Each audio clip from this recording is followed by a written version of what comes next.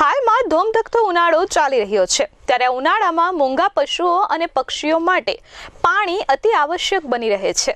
મોટાભાગના લોકો પોતાના ઘર, ઓફિસ અને દુકાનો બહાર પાણીના કુંડા મૂકતા હોય છે, જેથી અબોલ જીવોને ધોમધખતા ઉનાળામાં પાણી મળી રહે। ત્યારે સુરતના વરાછા ચોકસી બજાર ખાતે જાનકી જીવદયા ટ્રસ્ટ દ્વારા પાણીના કુંડાનું વિતરણ કરવામાં આવ્યું હતું।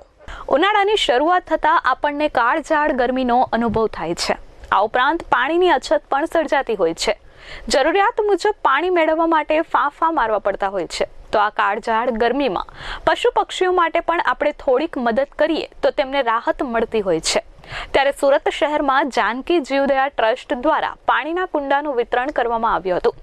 વરાછા ચોકસી બજાર ખાતે પાણીના કુંડાનું નિઃશુલ્ક વિતરણ કરવામાં આવ્યું હતું।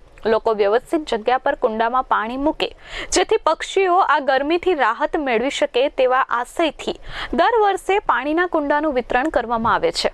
જાનકી જીવદયા ટ્રસ્ટ દ્વારા 10,000 પાણીના કુંડાનું વિતરણ કરવામાં આવ્યું છે અને લોકોને અબોલ પશુ પક્ષીની સેવા કરવાની અપીલ કરાઈ છે। અનિલ ચમારડી, જાનકી જીવદયા સંસ્થા સાથે અમે જોડાયેલા છીએ।